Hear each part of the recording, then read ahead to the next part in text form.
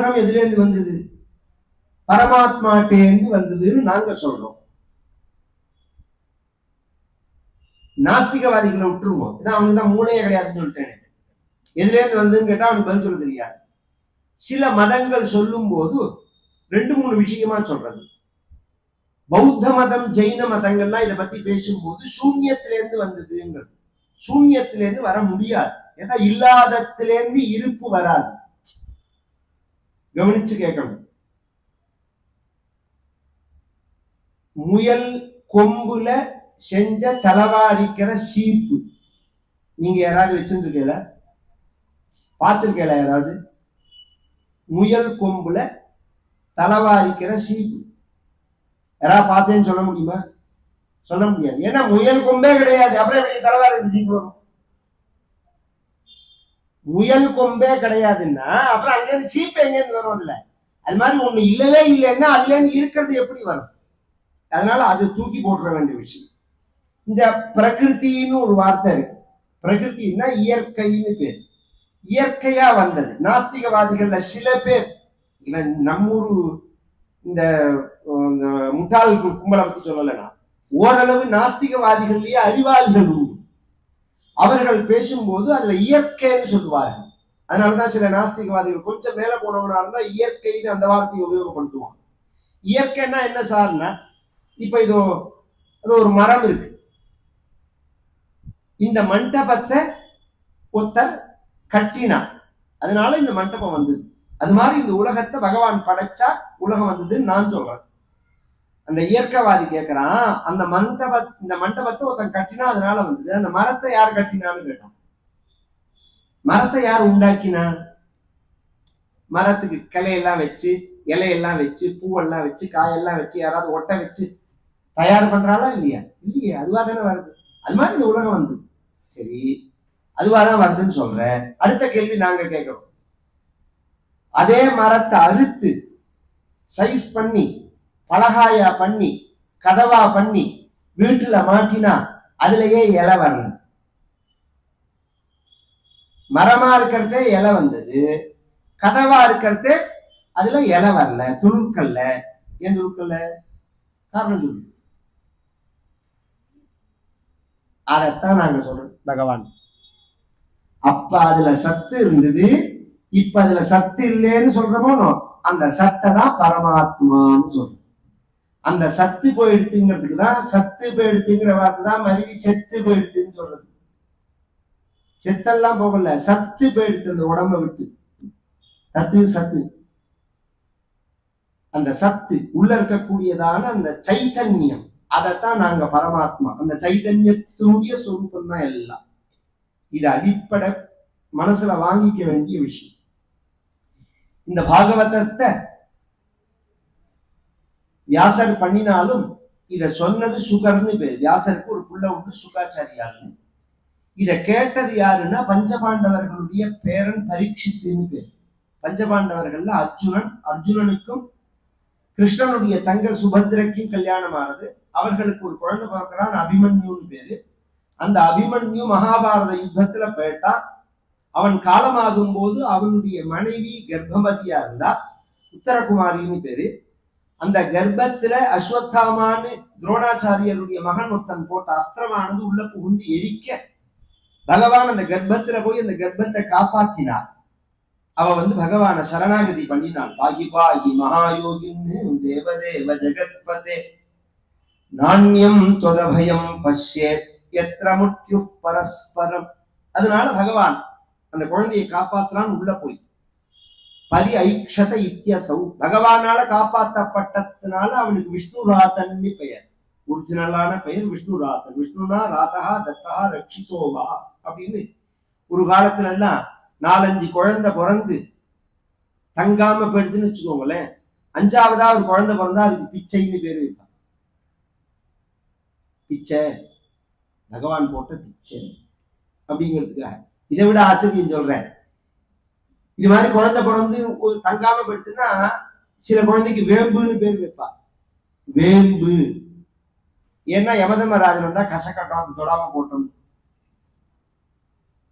இது மாதிரிலாம் ஒரு நம்பிக்கை நமக்கு. நம்ம தெய்வத்தினால ரட்சிக்கப்பட்டவன் அர்த்தம். அதான் அடிப்படை விஷயம். இவன் ராஜாவானதுக்கு அப்புறம் ஒரு நாளைக்கு இவன் வேட்டையாட போன சமயத்துல பசிதாக மிகுதி ஜாஸ்தியாக ஒரு முனிவருடைய குடிசையை பார்க்கிறான். அவர் தவம் பண்ணிட்டு இருக்கார். அவர்கிட்ட போய் எனக்கு பசியா இருக்குன்னா, அவர் சமாதியில இருந்ததுனால இவன் சொன்னது காதலியே விழல. இவனுக்கு ஒரு கோபம் வரும். ஏன்னா பதவி இருக்கு பாருங்க, ரொம்ப பொல்லாத, எவ்வளவு நல்லவனையும் நாசம் பண்ணிட்டு போயிடும். ஒத்தம் சாதாரணமா இருக்கிறதே நல்லவனா இருக்கிறது பெரிய விஷயமே இல்லை. அவன் எப்போதுமே நல்லவனான்னு எப்படி தெரிஞ்சுக்கலாம்னா, அவன் கையில படிப்பை கொடுத்துப்பாரு, பணத்தை கொடுத்துப்பாரு, பதவியை கொடுத்துப்பாரு. இந்த 3 வந்த பிறகும் எவன் குணம் மாறாம இருக்கானோ அவன் தான் நல்லவன். படிப்பு வந்தாலே ஆள் மாறி போயிடுவான். முதல்ல படிப்பு வந்த உடனே என்ன தெரியுமா தோணும்? அப்பா முட்டாள்னு தோணும். தான் அடிப்படை விஷயம். இந்த குழந்தைகளுக்கு இந்த படிப்போட ஒரு லட்சணத்தை சொல்றேன். படிச்சு எல்கேஜி யூகேஜி கூட போயிருக்காரு. நம்ம ஒரு விஷயத்த சொன்னோம்னா, உனக்கு ஒண்ணும் தெரியாது, எங்க மிஸ்ஸுக்கு தான் எல்லாம் தெரியும், உனக்கு ஒண்ணும் தெரியாது, எனக்கு இதுதான் அடிப்படை படிப்பு.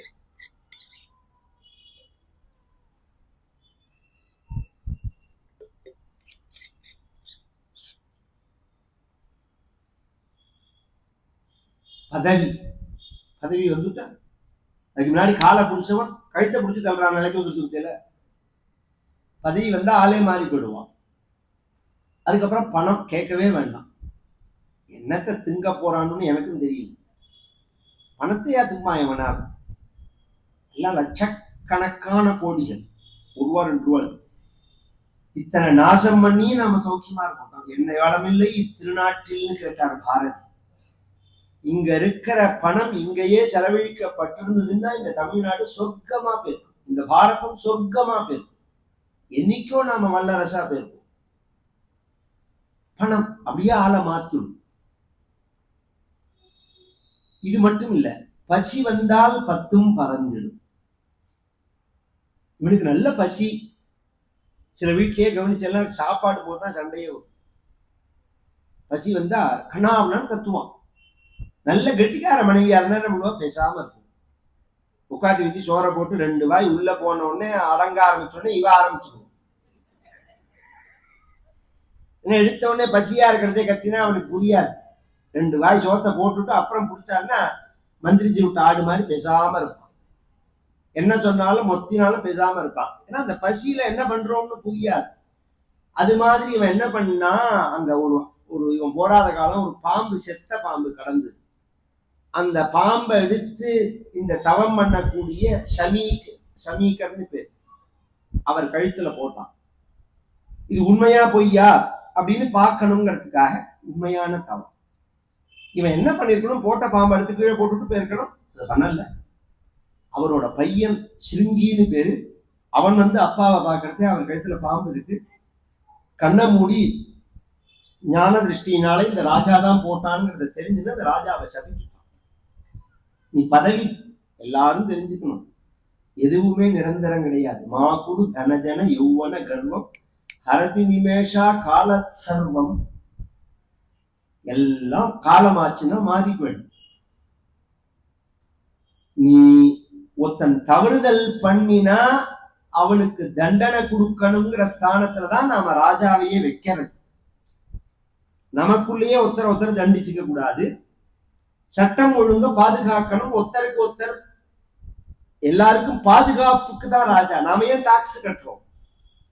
கொஞ்சம் யோசனை பண்ணுங்க. நாம ஏன் வரி கட்டுறோம் அப்படின்னா நம்மளுடைய பாதுகாப்புக்காக.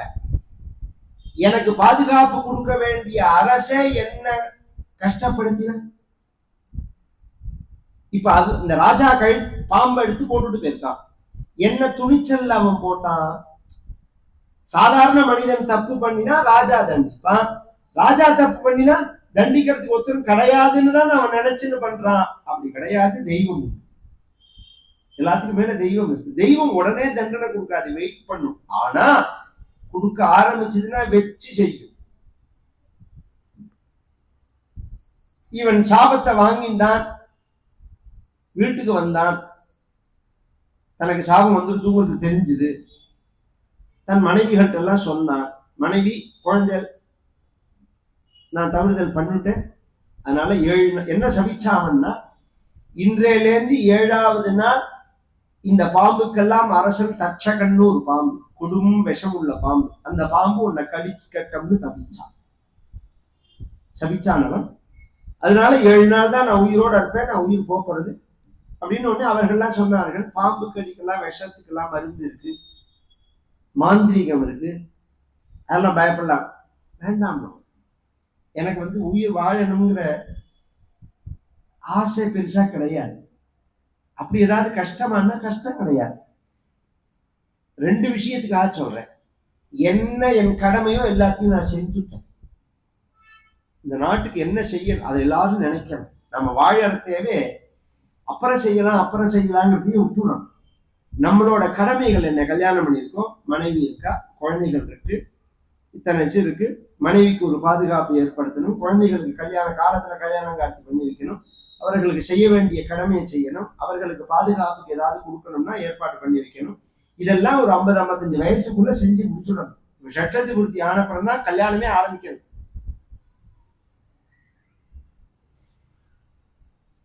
இவன் எங்க கரையேறது? அப்புறம் இவன் தின்ன தீனிக்கு பொச்சுக்குன்னு வேற பேர்றான், கண்டதை தின்னுட்டு வாயை பழந்துட்டு போயிடறான். அந்த காலம் மாதிரி 80 வயசு 90 வயசுலாம் இருக்க முடியாது. டென்ஷன் வேற எல்லாத்துக்கும் மேல. இப்ப நான் ஒரு 10 நாள் முன்னாடி ஒரு இது படிச்ச வயத்தரச்சலா இருக்கு. 3 மாடி ஏறி வந்ததுனால ஒரு பையன் +1 படிக்கிற பையன் ஹார்ட் அட்டாக்ல போயிட்டான். 3 மாடி ஏறினதுனால ரொம்ப வயத்தரச்சலா இருக்கு. இது காரணம் நீங்க அந்த சாப்பாட்டுல உள்ள இந்த கண்டதெல்லாம் வாங்கி கொடுக்குறாங்க பாக்கெட்ல எல்லாம் தொடவே கூடாது. அந்த பதார்த்தங்கள் எல்லாம் குழந்தைகளுக்கு அதெல்லாம் காமிக்கவே கூடாது. அதுல என்ன கலந்திருக்கான்னே நமக்கு தெரியாது. அந்த உப்புக்கு திதிப்புக்கு நீங்க நினைக்கிற பதார்த்தங்கள்லாம் இல்ல, நாசம் பண்ணிட்டு போயிடும் குழந்தைகள் உடம்பு.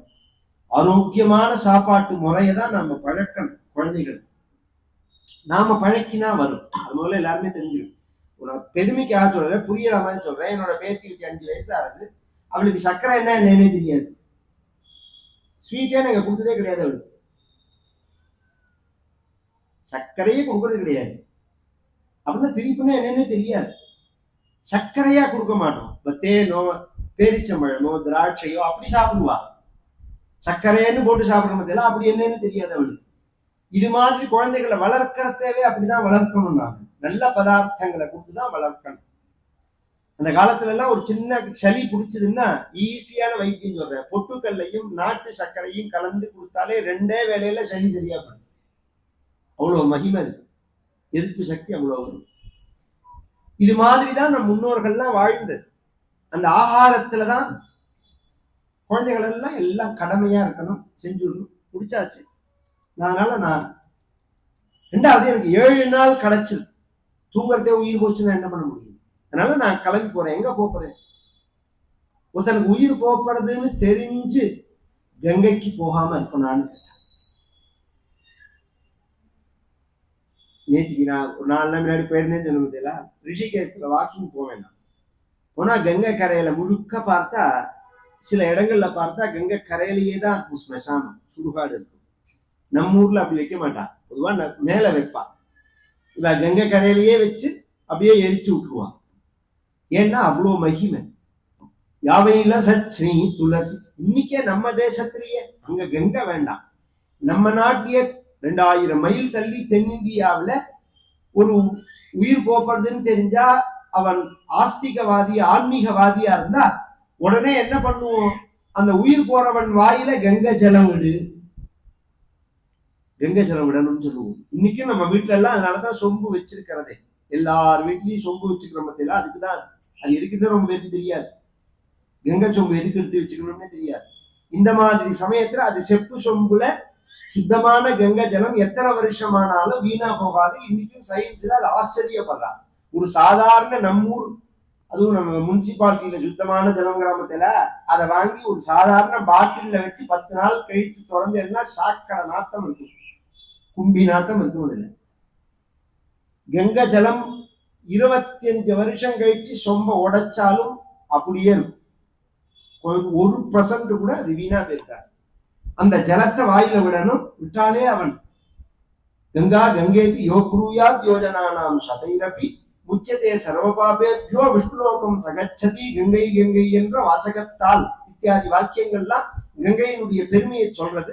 அப்படிங்கிறத நான் கங்கைக்கே, கங்கைய நினைச்சாலே மோட்சம், கங்கைன்னு சொன்னாலே மோட்சம், கங்காஜலத்தை வாயில விட்டாலே மோட்சம் அப்படின்னு சொன்னா அந்த பெருமாளுடைய திருவடியிலேருந்து உண்டான கங்கையே பக்கத்துல இருக்கிறதே நான் போகாம இருப்பேன். நான் யாவையில சச்சி துளசி மிஸ்ர கிருஷ்ணம் கிரேன்வப்யதிகாம்புநேத்ரி ததா புனாதி லோகானுபயத்ர சேஷானி கஸ்தாம் ந சேவேத மரிஷ்யமானஹ தம்மோபயாதம் பிரதியந்து விப்ராஹா கங்கா ச தேவி திருத சித்தமீஷே யுகோபசிருஷ்டः குஹகஸ்தக்ஷகோ வா தசத்வலங்காயத விஷ்ணுகாதாஹ.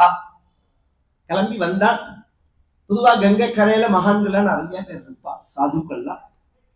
அவர்கள் காலடியில வந்து விழுந்தா, என்னப்பான்னால் நான் வந்து பரீட்சித்துன்னு பேரு, பஞ்சபாண்டவர்களுடைய பேரன், ஒரு சாபத்தினால வந்திருக்கேன், 7 நாள் தான் உயிரோடு இருப்பேன், எனக்கு நீங்க மந்திரிக்கணும், மாந்திரீகம் பண்ணணும், வைத்தியம் பண்ணணும், இதெல்லாம் நான் உங்கள்கிட்ட கேட்கவே இல்லை. நான் சாவ கண்டு பயப்படவும் இல்லை. பின்ன நான் வந்து சாகாம இருக்கணும்னு உங்கள்கிட்ட கேட்கல, செத்த மறுபிறவி அடையாம இருக்கணும். என்ன பண்ணணும்? எல்லாருக்குமே தெரிஞ்ச அளவுதான் தெரியும், எல்லாம் எல்லாருக்கும் தெரியும்னு சொல்ல முடியாது. அதுவும் நம்ம மதத்துல ஒரு காலத்துல என்ன பழக்கம்னா, நாம எதை கடைபிடிக்கிறோமோ அதை தான் பேசுவோம். நம்ம முன்னோர்களுடைய பழக்கம் அதுதான். பூஜை பண்றவரா இருந்தாங்கன்னா பூஜையோட பெருமையை சொல்லுவார், ஹோமம் பண்றவரா இருந்தா ஹோமம் பெருமையை சொல்லுவார், ஜபம் பண்றவரா இருந்தா ஜபத்தோட பெருமையை சொல்லுவார், தொண்டு செய்கிறவரா இருந்தா தொண்டோட பெருமையை சொல்லுவார். இப்படி அவரவர்கள் யார் எதை செய்யறமோ அதை பத்தி தான் பேசுவோம், செய்யாததை பேசக்கூடாது, நான் கடைபிடிக்காததை உங்களுக்கு உபதேசம் பண்ணக்கூடாது. அதனால அவரவர்கள் கடைபிடித்ததை சொன்னாலும் எல்லாமே பகவானை போய் சேர்ற வழிகளா இருந்தாலும் இந்த வழி எவ்வளவு தூரம் என்னைக்கு போய் சேரும்னு தெரியாது. எல்லாம் பகவான்கிட்ட கொண்டு சேர்த்துடும், அது ஒன்றும் சந்தேகம் இல்லை. காலக்கணக்குன்னு ஒண்ணு இருக்கே இவனுக்கு, 7 நாள்னு இவன் சொல்றானே, இந்த 7 நாளைக்குள்ள இவன் பகவானை அடைய முடியுமா அப்படின்னா அதுக்கு யாருமே பதில் சொல்ல முடியல. அப்ப சுகர்னு ஒரு மகான் வரா, சுகாச்சாரியால்னு பேரு, வியாசருடைய பையன், அவர் தான் வரா. தத்ராபவத் பகவான் வியாசபுத்திரான். அவர் காலில் போய் விழுந்தா, இது மாதிரி 7 நாள் நான் இன்னும் வாழறதுக்கு இருக்கு, நான் என்ன செஞ்சா வைகுண்டம் போவேன், மோட்சத்தை அடைவேன்னு கேட்டா. 2 விஷயம் சொன்னா. முதல்ல இது மாதிரி கேட்டவனே கிடையாது, சாக போறோம்னு தெரிஞ்ச உடனே வைகுண்டம் போகணும் அதுக்கு வழி சொல்லுவோன்னு எவனாவது கேட்கணும்? ஆஸ்பத்திரிக்கு போனா நல்ல டாக்டரா இருந்தா, அந்த காலத்துலலாம் ஃபேமிலி டாக்டர்னு வயசாகிடுத்து இனிமேல் பழைக்க மாட்டார் சார், வீட்டுக்கு கொண்டு போங்கன்னா இந்த டாக்டர் விடாது, பெரிய ஆஸ்பத்திரிக்கு விடுமா, சொத்தை மட்டும் எழுதி கொடுத்தாலும் சரி, அவன் பொண்ணை கட்டி கொடுத்தாலும் சரி, பணத்தை ஒழிக்கிறதுக்கு தயாரா இருப்பனே தவிர வீட்டுக்கு வரமாட்டான். முதல்ல நாம தெரிஞ்சுக்கணும், வயசானா கொண்டு ஆஸ்பத்திரியில வச்சு ஹிம்சை எல்லாம் பண்ணக்கூடாது. அவ சிரமம்னு சொன்னா ஹிம்சை பண்ணலாம், எனக்கு உடம்பு வலிக்கிறது, என்னால முடியல, இப்படி ஏதாவது சொன்னா சாதாரணமா இருந்தா நம்ம ஏன் இது பண்ணணும்? ஆகாரம் எது பெருந்தம் போறதோ அது பெருந்தம் போகட்டும், வாய் வழியா. இல்ல ட்ரிப்ஸ்னா ஆத்துலயே வச்சு ட்ரிப்ஸ் போட சொல்லுவோம். இன்னைக்கு அப்படி தோணினதுன்னா ஒரு ஒரு ஒரு மணி அன்னைக்கு நான் ஆரம்பிச்சிருக்கேன், கொஞ்சம் லேட்டு தான், 4ல இருந்து கரெக்டா 7 மணிக்கு ஆரம்பிக்கலாம்னு 6:30ல இருந்து 8ன்னு தான், 8:30 தான் சொல்லி இருக்கு. உங்களுக்கு எல்லாம் எது சௌரியம்னு சொல்றேனோ அப்படி ஆரம்பிக்கலாம். 6:30 8 சௌரியம்னா 6:30 8 சொல்றேன், 7 9 சௌரியம்னா 7 9 சொல்றேன். 2 மணி நேரம் ஆனா கணக்கு கதையங்கள். இல்ல 6:45ல இருந்து 8:45னா அப்படி சொல்றேன். நீங்க வரணுங்கிறது தான் விஷயம். இங்க உங்களுக்கு எல்லாம் வர சௌரியத்தை பொறுத்து. ஒருத்தருக்கு வியாதி சரியில்லை, அவர் வந்து பேரை சொல்லக்கூடாது பொதுவாக, இன்னைக்கெல்லாம் அது ஒரு கான்ட்ரவர்சியான சப்ஜெக்ட். நாம எதை பெரிய ஆஸ்பத்திரி நினைச்சுட்டு இருக்கோமோ அந்த ஆஸ்பத்திரியோட ஹெட் அவர். ஆனா செட்டியார், காரைக்குடி செட்டியார், அவர் நம்மளோட சிஷ்யர். இது மாதிரி அந்த ஆஸ்பத்திரியில சேர்த்திருக்கு. டாக்டர் என்ன அவரோட கண்டிஷன், கரெக்டா தான் வைத்தியம் பண்றார்களா அப்படின்னு கேட்டேன். நான் ஒரு நாள் டைம் கொடுக்கும் எனக்குன்னா, ஒரு நாள் டைம் வச்சு சொன்னார், இது மண்டையில அடிபட்டு விவகாரம், இது வைத்தியம் பண்ணி சரியாகும்னு எனக்கு தோணல. நம்ம மதம் ஹிந்து மதம், அதனால நீங்க ஆத்துக்கு அழிச்சு, நான் சொன்னேன் சொல்லாதீங்க, ஆத்துக்கு அழிச்சுன்னு போயிடுவோம். ஆத்துக்கு அழிச்சுட்டு அங்க அடிப்படை தேவையா என்ன வைத்தியம் உண்டோ அதை பண்ண சொல்லுங்க போகும். ஏன்னா உயிர் போற சமயத்துல நம்ம வீட்டுல நாம கூட இருந்து தெய்வ நாமாவை சொல்லி அது மாதிரி உயிர் போகணும்னு நம்ம பெரியோர்கள்லாம் நினைப்பா. நீங்க கொண்டு போய் ஐசியூல வச்சுடுறான், ஐசியூல அப்படியா உயிர் போகும், பயப்படுறான். அதை ஃபேஸ் பண்றதுக்கு துணிச்சல் இல்லை. நாம பக்கத்துல இருக்கணும், நம்ம பெத்தவா பக்கத்துல நாம இருக்கணும். கிருஷ்ணாராமான்னு சொல்லணும், கங்கா ஜலம் விடணும், இல்லையா துளசி ஜலமாவது விடணும், விஷ்ணு சஹஸ்ரநாமம் சொல்லணும். இது மாதிரிலாம் சொல்லிதான் நம்ம முன்னோர்கள்லாம் மாத்தி மாத்தி யாராவது இருப்பா, கூட இருப்பா. 5 நாள் 10 நாள் தான் வருப்பா. மறுஜென்மா இல்லாம பண்ணணும் அப்படிங்கிறத கேட்டையே இது மாதிரி உலகத்துல எவனுமே கேட்டது கிடையாது. நீ கேட்டது ஃபர்ஸ்ட் விஷயம், ஆச்சரியமான விஷயம். ஆனா இதுதான் உண்மை. 7 நாள்ல பகவானை அடைய, நாம் 7 நாள் தான் இருக்கு, பகவானை அடைய முடியுமான்னு கேட்கறிய. 7 நாள் என்னத்துக்குன்னு கேட்டாரு. ஏன்னா 1 மணி நேரத்துல பகவான் அடைஞ்சிருக்கான்னு ஒருத்தர். கட்வாங்கோ நாம ராஜரிஷி ஞாத்வேயத்தா மிகாயுஷா முகூர்த்தாத் சர்வமுத்ஸ்ருஜ்ய பிராப்தவான பயம் ஹதிம். கட்வாங்கன்னு ஒரு ராஜா, சூரிய குலத்துல வந்தவன். அவன் இந்திரனோட ஃப்ரெண்டு. ஒரு சமயம் தேவலோகம் போன போது இந்திரன்ட்ட கேட்டான், எனக்கு இன்னும் எத்தனை வயசு இருக்குன்னு கேட்டான். நீ தேவன், உன்னால சொல்ல முடியும். இன்னைக்குமே சில பைத்தியங்கள் போய் கேட்கும், குருஜி குருஜி இந்த மாதிரிலாம் சில பேர்லாம் சாமி யாருன்னு ஒண்ணு பண்ணாரு, நான் எத்தனை நாள் இருப்பேன், தெரிஞ்சு என்ன பண்ண போறேன்? சாகர நாள் தெரிஞ்சா வாழற நாள் நரகமா போயிடும். நாம இருக்க போறோம்ங்கிற சந்தோஷத்துலதான் இருக்கணும். தான தர்மங்கள் பண்றதே வேணா நிரந்தரம் இல்லைன்னு நினைச்சுக்கலாமே தவிர, நாளைக்கு செத்து கொடுவேன் நாளைக்கு செத்து கொடுவேன் தெரிஞ்சு என்ன பண்ண போறேன்? அதுவும் மஞ்ச பைய தூக்கி ஜோசியத்தாலை அவனை எத்தையா கொளுத்தி போட்டுட்டான்னா 10 நாள் கழிச்சு உனக்கு மண்டையில அடிபட்டு செத்து போடுவேன்னா இன்னில இருந்தே புனிய ஆரம்பிச்சிருவான். எவ்வளவு பைத்தியங்கள், எவ்வளவு ஆனந்தமா வாழ வேண்டிய வாழ்க்கை, எவ்வளவு முட்டாள்தனம் பண்றோம் நாமேங்கிறது சொல்ல வரேன். சாவு நிச்சயம், அதுல ஒன்றும் சந்தேகமே கிடையாது.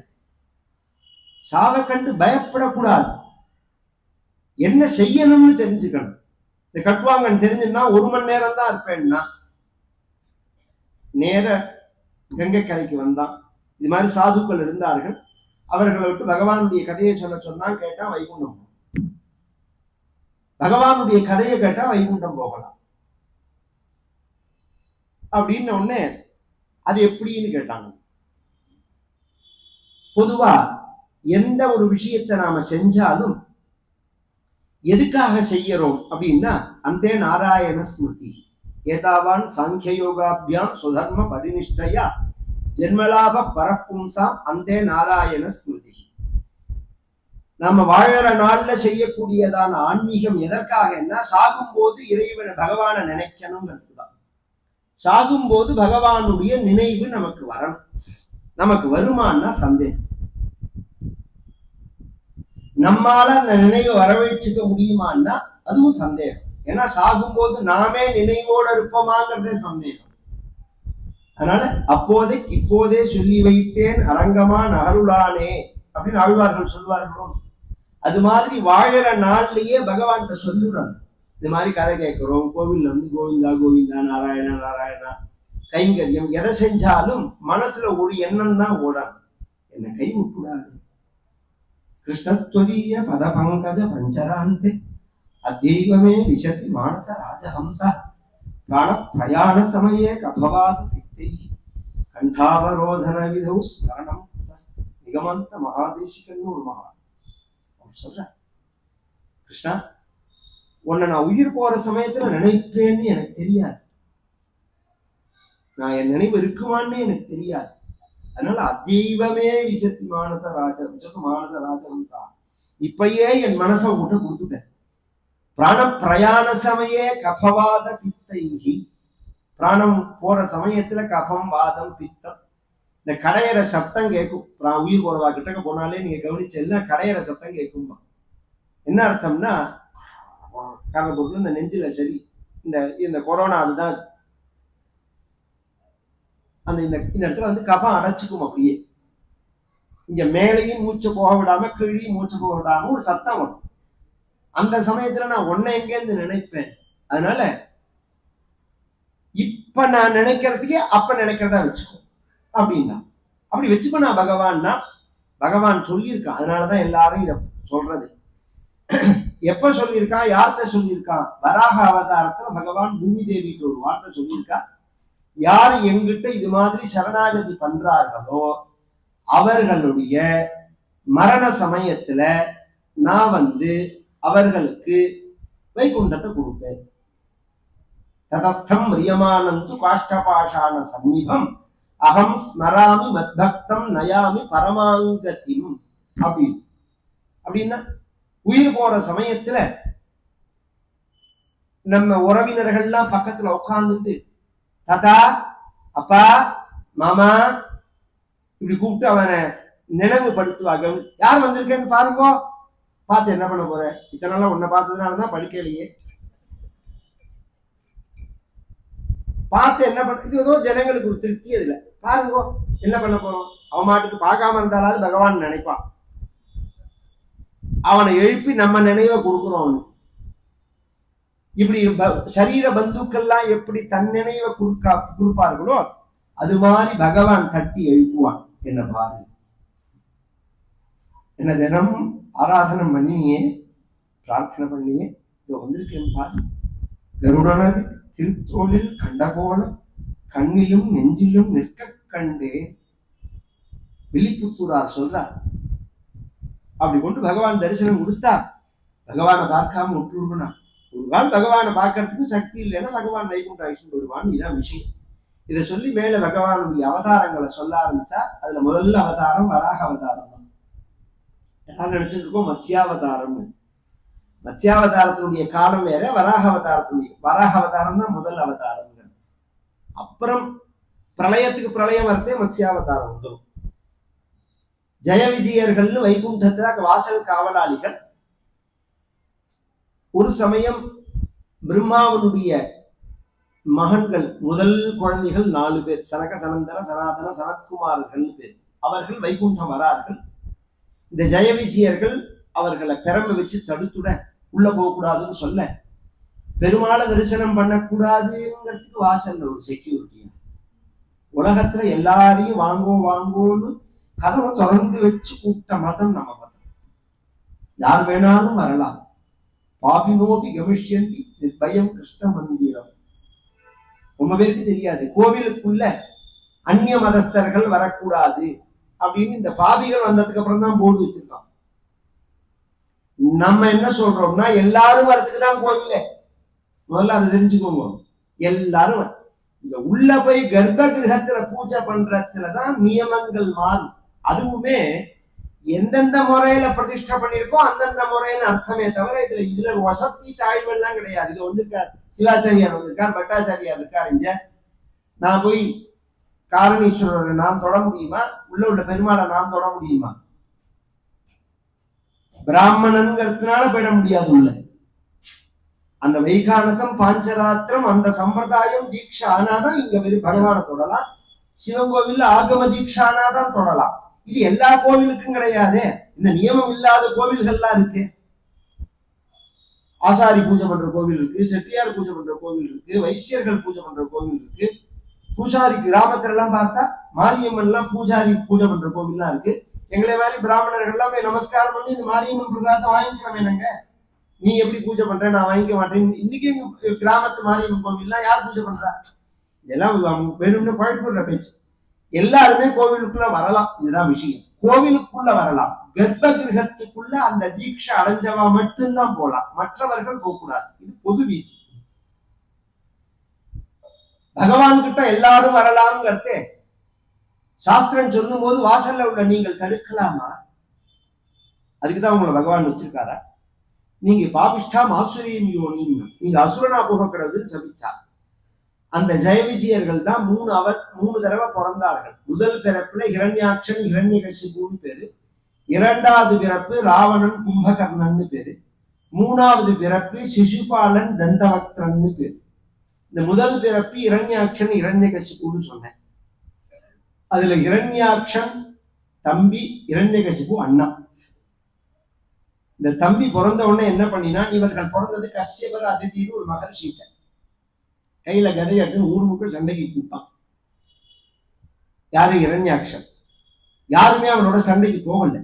ஏன் போகல அப்படின்னா, சண்டை போட தெரியாதவர்கள் இல்ல, சண்டை போட வேண்டாம்னு நினைக்கிறவர்கள் உள்ள தேசம் இது. அது எல்லாருமே தெரிஞ்சுக்கணும். இங்க ஒதுங்கிறது பயத்தினால இல்ல. பண்ணி வந்தா ஒதுங்கிறதுக்கு காரணம் பயத்தினாலே. பண்ணி சாக்கடையில இருந்து எழுந்து வருது, கூட்டமா வருது, நாம ஓரமா ஒதுங்குறோம். பண்ணி மேல உள்ள பயத்தினாலயா? உதிச்சு தொங்க விட்டுருவோம். அதை அது மேல படக்கூடாதுங்கிறதுக்காக, அந்த அசுத்தத்துக்காக. அது மாதிரி அசுத்தத்தை கண்டுதான் பயப்படுறமே தவிர வீரம் இல்லாம எல்லாம் கிடையாது. அது முதல்ல எல்லாருமே தெரிஞ்சுக்கணும். இந்து மதத்துல தர்மத்துக்காக வீரம். எத்தனை பேர் இந்த தர்மத்துக்காக தன்னை தியாகம் பண்ணினவர்கள் தெரியுமா? பார்க்கறதுக்கு சாது மாதிரி இருப்பார்களே தவிர நம்ம தேசத்துக்கு தர்மத்துக்கு ஒரு ஆபத்துன்னு சொல்லிட்டா தொலைச்சு கட்டுடுவார்கள். அது மாதிரி உள்ள தேசம் இது. அதனால பழைய காலத்துல ஒரு வச்சனம் உண்டு, நல்லவனுக்கும் 3 பாதை, நல்லவனுக்கும் கெட்டவனுக்கும் 2 பாதை, கெட்டவனுக்கும் 1 பாதை. அப்படின்னா என்ன சார்னா, நல்லவனுக்கும் 3 பாதை. ஒரு நல்லவன் வரான் எதிர்த்தாப்புல, இன்னொரு நல்லவன் இப்படி போறான். அவன் என்ன பண்ணுவான்? அப்படி அந்த ஓரமா போவான், இவன் இந்த ஓரமா போவான். மேல ஒருத்தர் இடிச்சு தள்ளக்கூடாதுங்கிறதுக்காக அவன் போறது ஒரு பாதை, இவன் போறது பாதை, நடுப்புல ஒரு பாதை இருக்கு. ஒரு கெட்டவன் வரான், நாம போனோம்னா அவன் நகரவே மாட்டான், நேர மோதலா மாதிரி வருவான். நாம என்ன பண்ணுவோம்? ஒதுங்கி இருப்போம். அவன் போனதுக்கு அப்புறம் போவோம். 2 பேருமே கெட்டவனா போயிட்டான்னு வச்சுக்கோ, 2 பேரும் எதிர்த்தாப்புல வண்டியை நின்று ஆஃப் பண்ணிக்குவோம். நானும் போக மாட்டேன், நீனும் போக மாட்டேன். அது மாதிரிதான் இது. சண்டை போடக்கூடாதுன்னு சண்டை வேண்டாம்னு நினைச்சார்கள். அவன் என்ன நினைச்சுட்டான்? வீரமே இல்லாத அந்த தேசம் என்னதுன்னு பூமியை சுருட்டி கொண்டு போயிட்டான்னு அர்த்தம். பூமி ஒரு சுத்தி ஒரு பாதை இருக்கு, அந்த பாதையை விட்டு நகர்த்தி கொண்டு போயிட்டான், பாதாளத்துல கொண்டு வச்சுட்டான். உடனே தேவதைகள்லாம் பகவான்கிட்ட முறையிட, பிரம்மாட்ட முறையிட, பிரம்மா அப்படி யோசனை பண்றார். அவர் மூக்குல குறுங்குறுங்கிறது அப்படின்னு உடனே பார்த்தா, சின்ன வராகா தோக்கோ நிலகா அங்குட்ட பரிமாணகா அப்படின்னு மூக்குல இருந்து ஒரு சின்ன பன்னி குட்டி வெளியில வருது. என்னடா பன்னி குட்டி மூக்குல இருந்து வரதேன்னு பார்த்தா, இவர் பார்த்துட்டே இருக்கிறதே பெரிய உருவத்தை பகவான் எடுத்து அந்த பிரளய ஜலத்துக்குள்ள போய் இவன் எங்க கொண்டு பூமியை வச்சானோ அங்கேருந்து பூமியை தன்னோட கோர பற்களால குத்தி தூக்கிண்டு வர, குண்டூசியினுடைய நுனியில குத்தப்பட்ட துரும்பு போல பூமி இருந்தது பகவானுடைய பற்கள்னா, பகவானோட உடம்பு எவ்வளவு பெருசா இருக்கும். தூக்கிண்டு வர வழியில ஹிரண்யாட்சன் சண்டைக்கு வர, நாரதர் கிளப்பி விட்டுருக்கார். சண்டைக்கு வர பகவானுக்கும் ஹிரண்யாட்சனுக்கும் சண்டை நடந்து 28 நாள் சண்டை. பகவான் பிறக்கறதே ஸ்வேத வராகம் தான், வெள்ள வெளியேர்னு உள்ளவர் தான். அந்த பூமியை கட்டின்ற உடனே பூவராகம் ஆயிட்டார். பகவானோட விஷ்ணுவுக்கே 2 உடம்பு உண்டு, ரொம்ப பேருக்கு தெரியாது. பகவான் கருப்பா சிகப்பா? சிகப்பு பகவான். பகவானோட ஒரிஜினல் நிறம் சிகப்பு தான். நீலமேக சியாமலனா எப்ப ஆனான்னா, இந்த பூமியை கட்டினதுனாலையும் பார்க்கடல் கடையும் போது இந்த பாம்பு விஷம் ஸ்ப்ரே பண்ணதுனாலும். அதுக்கு முன்னாடி பகவான் சிகப்பா உள்ளவன் தான். சிகப்பு கருப்புங்கிற விஷயத்துக்கு சொல்ல வரலனா, அந்த ரூபம் மாறினத்துக்கு காரணம் சொல்றேன். அந்த பூமி எடுத்துன்னு வந்து பகவான் வராக அவதாரம் எடுத்து இரண்யாட்சண வதம் பண்ணிட்டு பூமியை கொண்டு பிரதிஷ்டை பண்ணினதுனால பூவராகம்னு பேரு. இன்னைக்கு இது கொஞ்சம் இருக்கு. திருவிடந்தையா? திருவிடந்தை இந்த பக்கத்துல அபூர்வமான நித்திய கல்யாண பெருமாள்னு பேர் பகவான். அவசியம் கல்யாணமாக இதைத்தான் சுவாமியை தரிசனம் பண்ணணும். கல்யாண கவலையெல்லாம் போக்கி, கல்யாண தோஷங்கள்லாம் போக்கி 365 நாளும் கல்யாணம் பகவானுக்கு. 365 நாள் கல்யாணம் உற்சவம். இந்த பக்கத்துல மகாபலிபுரம் போற வழியில இருக்கு. ஒரு கல்யாண நாள், ஒரு பிறந்த நாள், ஒரு நல்ல நாள் அப்படின்னா குழந்தைகளை ஐஸ்வர்ய தரிசனம் பண்ணி வைக்கணும். இது சுத்தியே எத்தனை திவ்ய தேசம் இருக்கு நம்ம ஊரை சுத்தி. அவ்வளவு உயர்ந்த ஒரு க்ஷேத்திரம். பகவான் அப்படி கல்யாணம் பண்ணிட்டு பூமி தேவியோட பகவான் பூவராகமா பிரகாசிச்சாருங்கிற க்ஷேத்திரம் இன்றைய தினம், சரித்திரம் இன்றைய தினம்.